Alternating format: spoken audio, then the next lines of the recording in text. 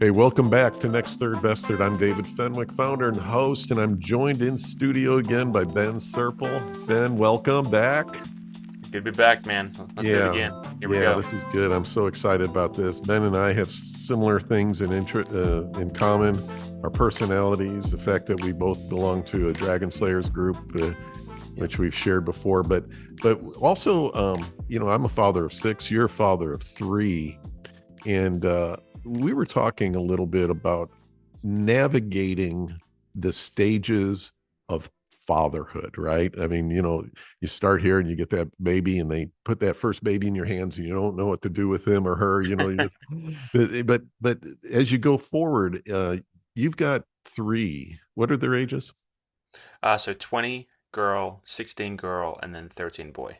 Okay, so you've been through the the teen girl thing like I have five times. Absolutely. Yeah, you have. Wow. and but I think that you're uniquely positioned. You and Brittany have an amazing partnership in ministry together, encouraging families, building healthy, powerful families, right? And relationships. You work with your father-in-law, Danny Silk, quite a bit. Um, but but I want you to speak from your own personal experience. What does this look like for a guy? Because we've got guys who are listening who have toddlers. We have guys who are listening like me who's got adult kids only, but they're all in between. And I can tell, but I want you to tell how these different ages that you go through and stages that you go through. I mean, your role changes, doesn't it? Yeah, absolutely. Yeah, we were 20 and 21 when the hospital nurse handed us this baby and said, "Okay, you go home now." Go home? What do you mean go home? I can barely take care of myself, let alone a child. Right. I often joke we had like three fish that we just kept. We couldn't keep it alive, so we're like, let's try a baby. So So yeah, it's just such a wild experience to bring a child home, and here we go. Um, but I was telling David earlier, I heard it said somewhere a long time ago, and I love these descriptors, but there could be a first one when it's really young, but really as parenting starts around 1.5, 2, when they start walking, they start talking, and now I need some skills to actually lead this child.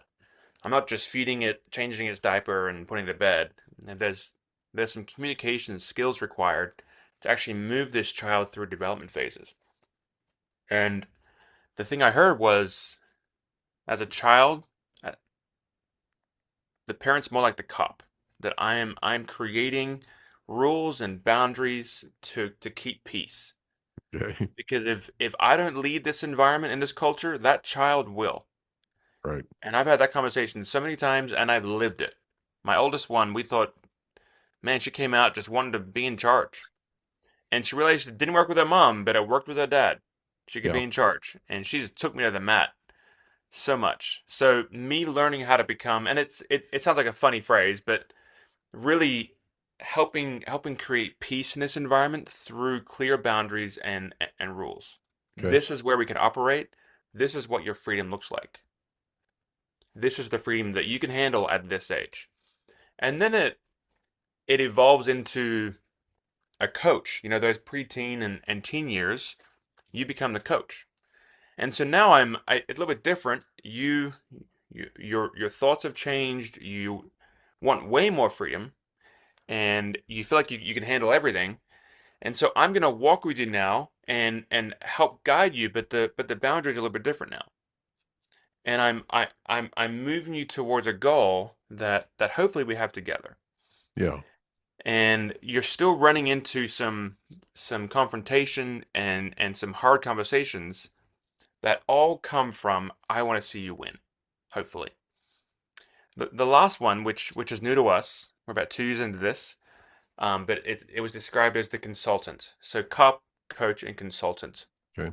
And the last one really is that I'm really only bringing strength or adding my thoughts and advice to my daughter's life when she asks for it. Because at this point she's moved out, she's in a school of ministry, college type experience for 3 years now, and it's no longer my job to tell her how to live or what to do, which I could never control my children from any age, but especially now as an adult, there's this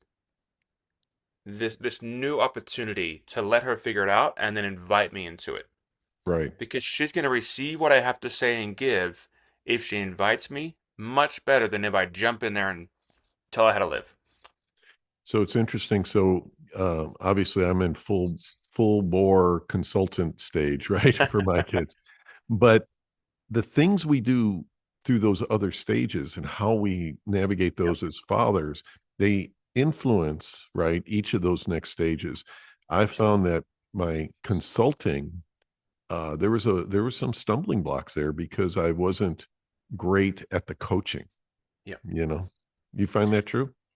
Absolutely. Yeah, I would say because of the support system we had around us and the community we kept, I actually think we did a great job. Yeah. It took us a couple years to set it up. Yeah. And I didn't know what I was doing in the early years, of course. And my I can remember we lived in a 640 square foot home, which means that sitting on the couch, my daughter's bedroom is right there by the couch because that's all connected. We're so close. And she would scream for an hour at bedtime. Wow. As we're trying to have a conversation with friends we invited over to have community, Like, can you talk a little bit louder? Because we're just in this like and she had worked me so hard realizing that I keep caving because I don't know what to do here. Yeah. So I have to go learn how to actually show up and put some demand on this little girl that she can handle. So part of why I say that is from an early age, she had lots and lots of choices. And what the choices do, it's at an early age, it sounds like, do you want a blue cup or a red cup? Hmm. Do you want to sit in the big chair or the little chair? Do you want to go in the car or the truck? And these choices feel really silly, but pretty soon you're going, do you want to be fun or go in your room? Because this behavior doesn't work in our culture. We Right. don't act like this. You decide or I decide. Do you want to go to the bedroom with your feet touching the ground or not touching the ground? And I have choices for everything because this little person is a powerful person Right. that can make great decisions. But if I don't believe that you have the power to make great decisions, I'll make them for you. And one day you're going to wake up and realize, I want to do it. And we haven't built the connection and the trust through this shared power. Yeah. And so when we get to the coach and the consultant, they don't want our input anymore.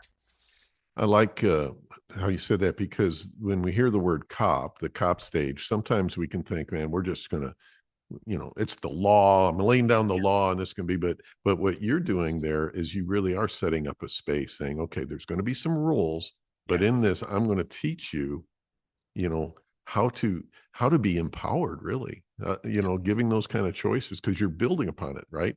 And so Yeah. I think that's brilliant. I mean, it's I it's kind of I what didn't cops do do. that, by the way. Yeah, and it's just not trained. Most of us didn't grow up with that.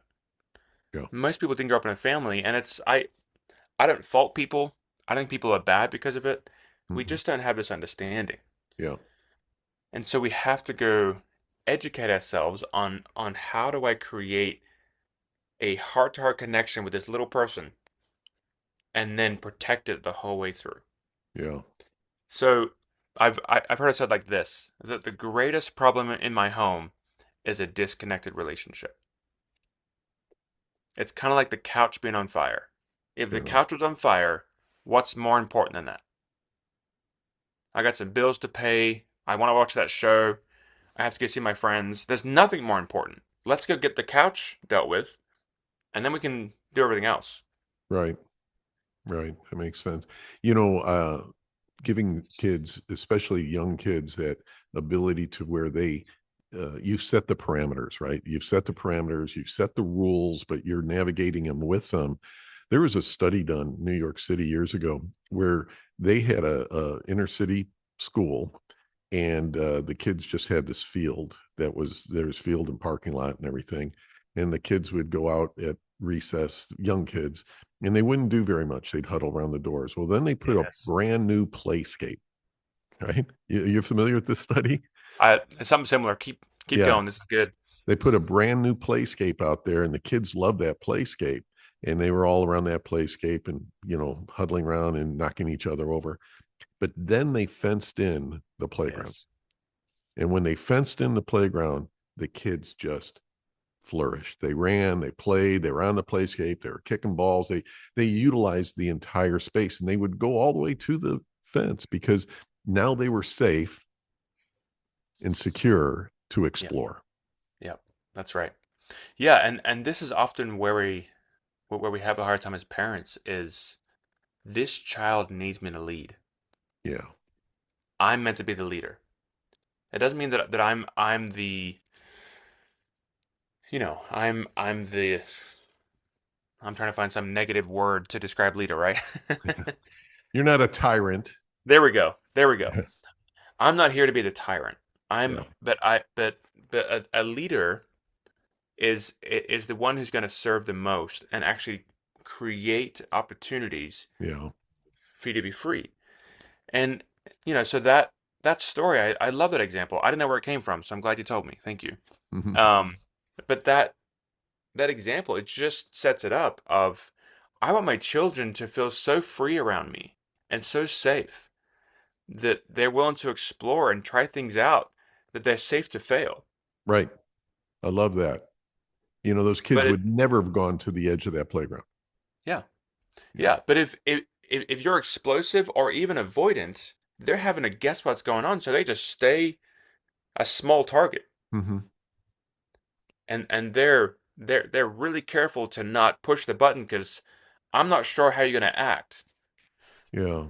So the last episode you had talked about operating out of fear, right? And Mhm. it's it's very easy for a father, first-time father, or father of young ones, or someone who's very strong-willed, right? You have a strong-willed child to operate out of fear, react to that child out of fear, right?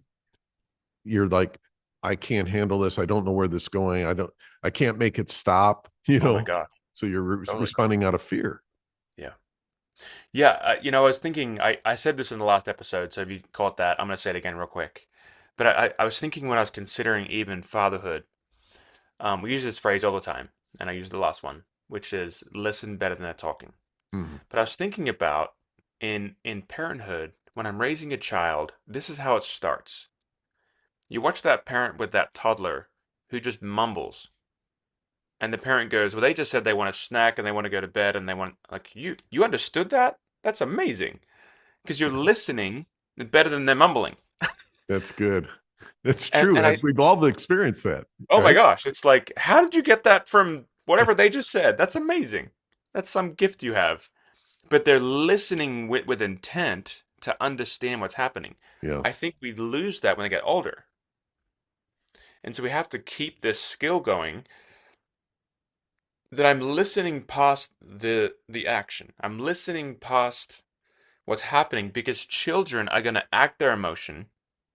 Parents are meant to communicate the emotion. Okay. But lots of parents don't learn this, or adults, I'll say it that way. Hmm. So we still act our emotion. Yeah. Yeah. So part of being the leader is communicating. Say, hey, sweetie, what's going on? Do you need something? Are you tired? Are you scared? Are you embarrassed? Oh, you're embarrassed. Oh, tell me about it. What happened? Hmm. I've had hundreds of, maybe even thousands of these conversations. Most parents do. But it starts from the mindset that I'm going to listen better than you're talking so I can lead you somewhere. That's good. That's good. So Ben, now we've got cop, and Hmm. you're segueing moving into coach. Yeah. And I have seen, I'm sure you have it because you work with so many families. I've seen where a dad doesn't stop being a cop. Yeah. and talk about that, because that can be really, really devastating in that relationship with that age child. Yeah. I heard it said once something like rules over relationship breeds religion, Okay. meaning um, you just have to do what I said and do it the right way to live here. And so there's not the priority relationship is now second Hmm. to living the way that I told you to live, Yeah. doing what I told you to do. And there's still rules, there's still requirements, there's still boundaries. But if that's higher than the priority of relationship and connection, we are going to have a problem. Right. Right. And so the message of I love and value you has to come through really big. I have a story that I think you'll resonate with because I've heard you describe this age, especially of girls. And I long story short, my girl went through a really, really hard season. We actually pulled her out of school for a little while. There was a boy involved. It was really painful. The way the school handled it wasn't great, but she was making poor decisions, and she was hiding stuff from us. And it was getting scary. It was going down a road that we were kind of scared for her. So we pulled her out of school for a season and said, let's get you back to you, because that's the most important thing to us is us staying connected and you being healthy, you feeling in charge of you, because she gave all her power away to this boy. And it Hmm. was just, it was getting scary. Right before this happened, there was a school dance happening, and we were kind of slowly becoming aware of where she was at and what was happening. And so she looks at my wife and says, "Can I go to that eighth grade dance?" And I hear my wife say from downstairs, "You can only go if your dad's a chaperone." And you could feel the sigh coming from my daughter from a mile away. Oh my God! Yeah. Like, you love me, right? What's happening right now? You want me there? She's like, "Really? Fine.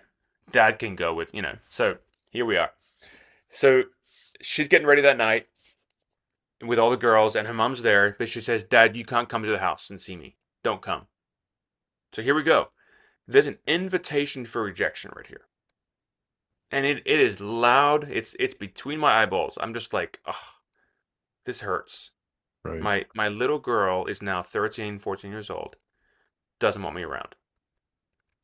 And there's this moment I thought, my wife and I talked about it. She said, just come anyway. So I'm gonna get some flowers, and I showed up because I'm gonna send the message that I love and value you, regardless of what you're trying to tell me. Right. And then we end up at the dance, and my friend, I was chaperoning, but I was sitting on the bleachers for a little bit, just hanging out, and I was reading a book called Strong Fathers, Strong Daughters. So I'm literally sitting there reading the book right now on the bleachers during this dance. And he steps out on the floor and dances with his daughter, who's in eighth grade, who's just kind of wild. But he does. I'm like, okay, great. He sits next to me again and says, Ben, go dance with Delaney, your daughter. I'm like, no. She does not want to be around me right now. She hates that I'm here. He's like, so? Go dance with her. Like, what is happening right now? Leave me alone. So I'm like, all right, watch this. I go out there. Hey, Delaney, you want to dance? No. Okay. I came back to my friend and said, told ya. He goes, what are you doing, dude? Get back out there and dance with your daughter. Don't take no for an answer. And it was such a funny conversation. I'm like, who are you? Get out of my life. That's right. You're not the Stop boss of challenging me. me. That's right. Yeah. But this moment took place, and it actually corresponded with the chapter I was reading right then, and it's this: that my little girl is laying a challenge in front of me. And the challenge is this: Dad, do you love me? Hmm. Will you fight for me? Yeah. So this challenge she's throwing out looks like I don't like you, I don't want you around, but really it's, Dad, will you fight for me? I'm in pain. I Yeah. feel so lost, and I need someone, because this boy is consuming her. He's just taking every bite out of her he can with no consideration of her. She Oh. needs a man to come in and fight for her. Oh. So I went back out on the dance floor. I said, Delaney, I'm just short of tears right now, man, but every I time I can tell the see it. story, Yeah. I said, Will you dance with me? She goes, yeah. And it was this moment in my fatherhood where I Wow. realized that I am leading this little girl, and she's 14, and we have a relationship with her now that is unrecognizable from that moment. Yeah. And there's so many different stories in there, and there's books and courses that you could read or find if you want to hear more. But it really is just this experience of I am walking with her, and she can make this decision. She can keep making destructive, painful decisions if she wants to. But what am I going to do with myself towards her? Right. Yeah. You're at this place where you're saying, again, it goes back to a previous episode, but you're not going to be defined by somebody else, right? You're going to Yeah, be you're going to be in control that's right. Of myself. of yourself, right? You're going to Yep. control yourself, and even the rejection. And trust me, guys, if you're listening and you're getting into that 12, 13, 14-year old, you are going to experience rejection from your daughters. It's Absolutely. natural. Yep. That's something I learned with all five of them is they love you, but just nature calls. They have to. You used to be their knight in shining armor, right? That's right. Used to be their prince, their first love, all these kind of things. Every daughter says, "Oh, I want to marry my daddy," and all those kind of sweet things. And then they reach an age where they're like, "I don't want you, stay away from me." But that's not really what they're saying. They're No. saying, "I'm going through something," and they have no concept of it, right? Yep. And they need us as men, as fathers, to say, "I see you. I'm Yeah. not gonna I'm not gonna be a cop here. I'm gonna come alongside you, but still you're safe." Yeah. That's right.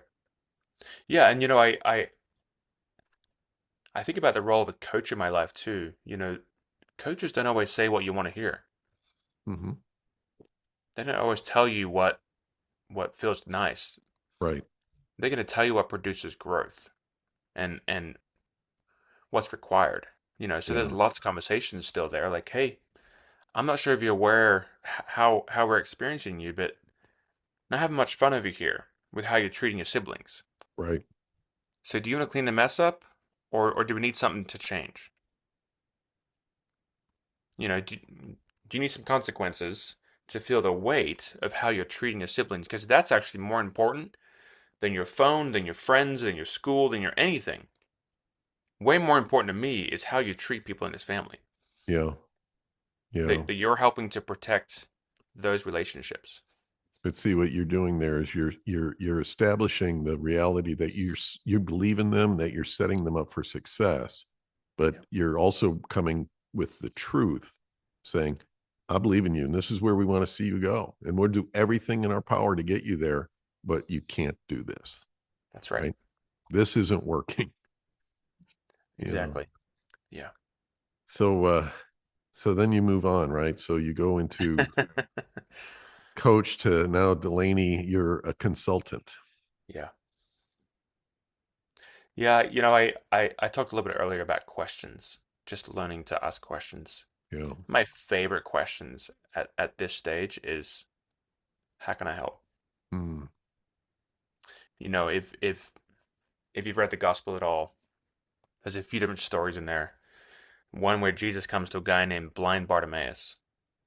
His first name is Blind, so it's pretty obvious what he needs. yeah. And Jesus says, how can I help you? Mm, And he's like, I would like to see.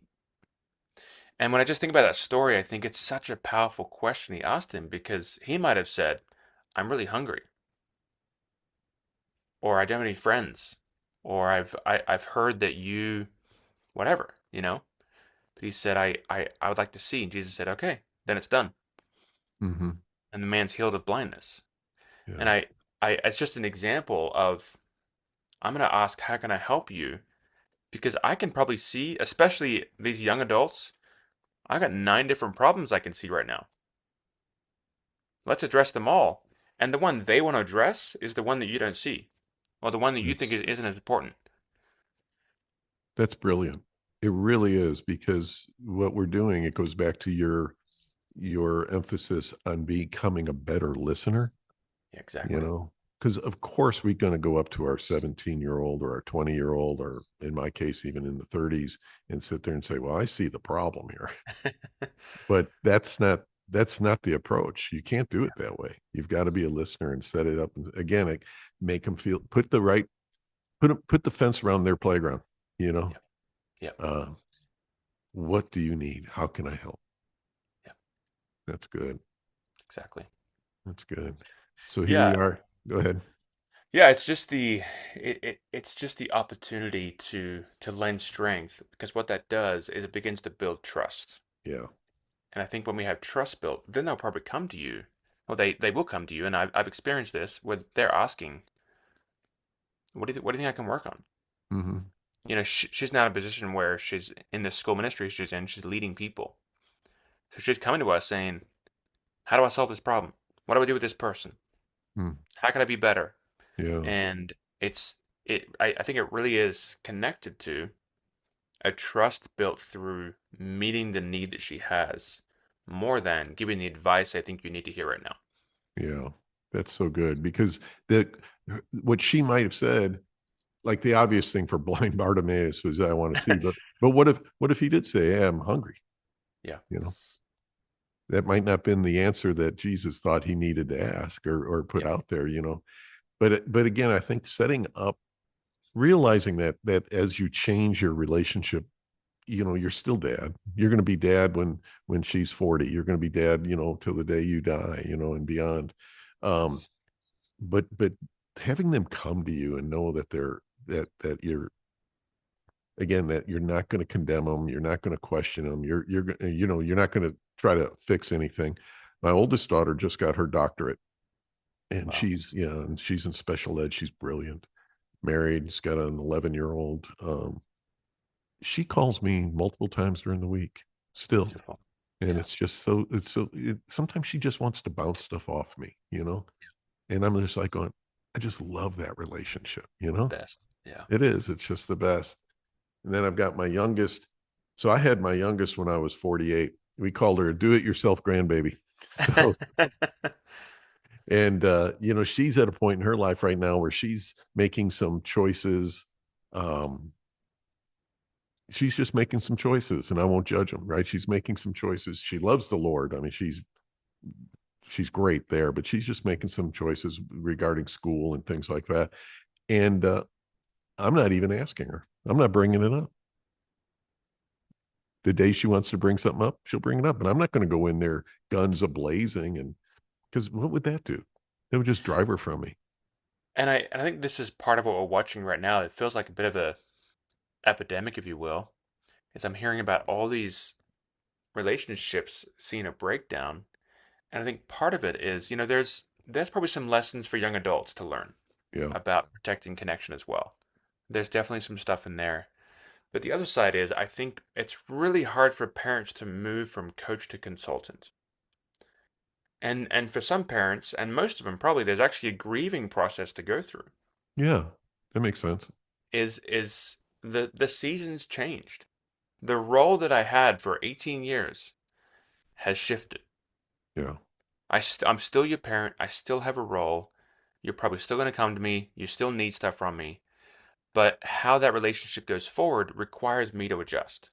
And if I don't adjust, then you feel controlled. Yeah.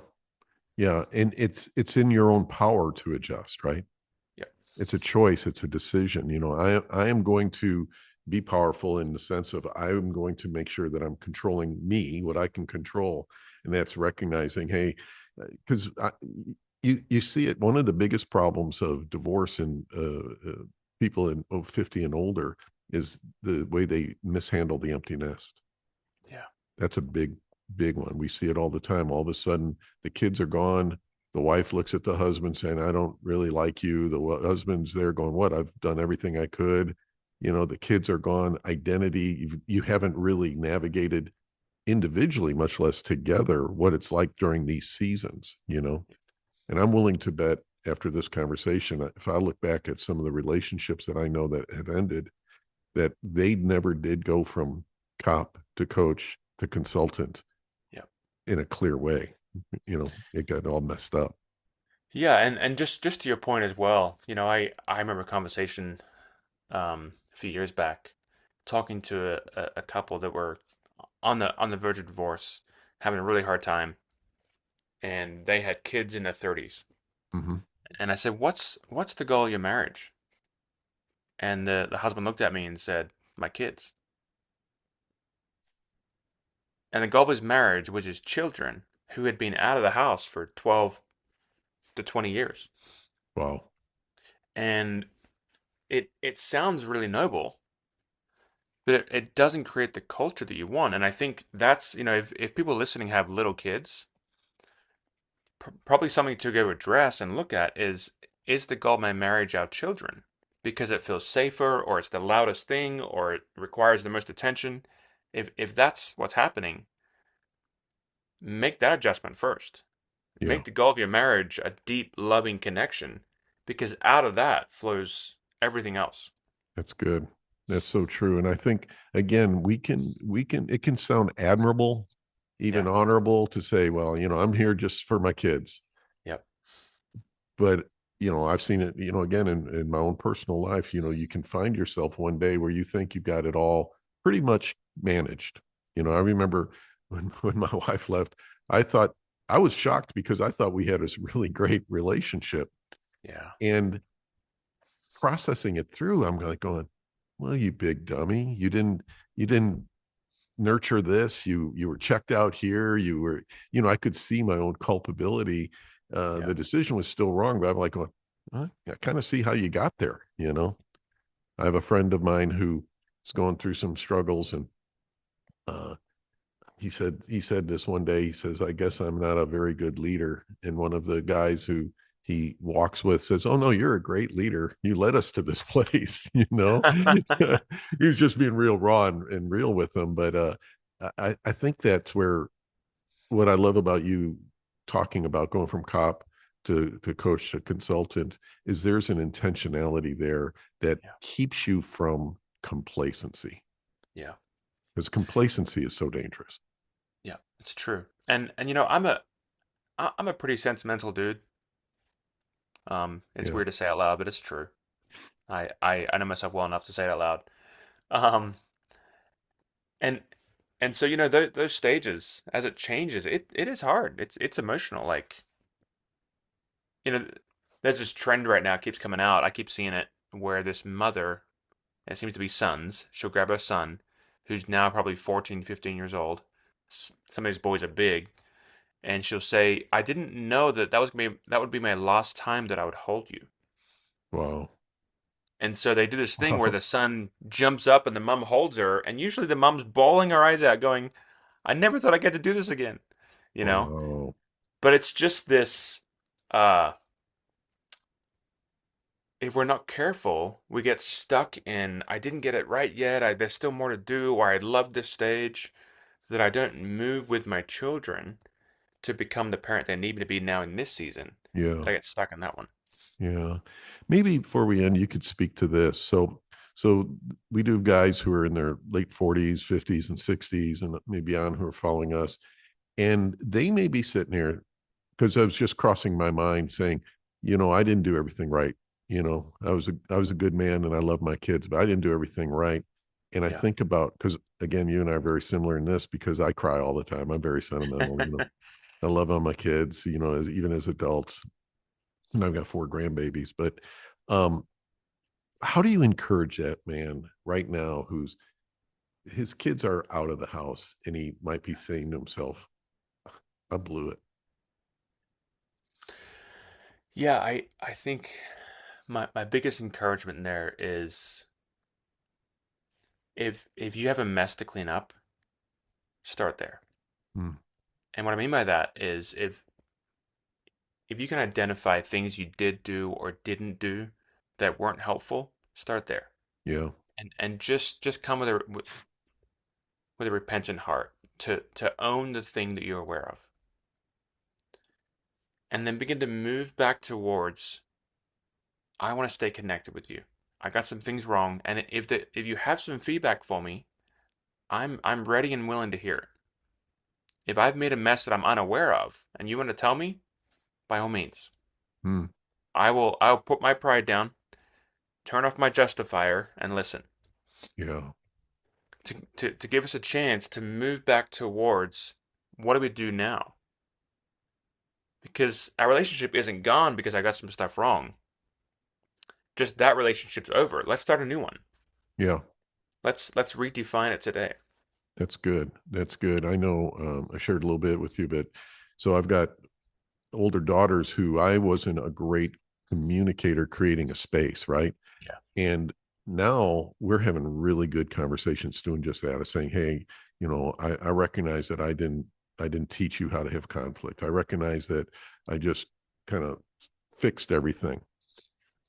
But the tendency that I have to be careful of now is, now that things are going good, is I don't want to just jump in there and be like forcing it on them either, now, because we are in a different place. I mean, they're adults, have got lives of their own and everything. So I wait for them to initiate. But I did have to go to that place that you're talking about, of saying, I repent to this. I recognize this wasn't good, Yeah. you know, and Beautiful.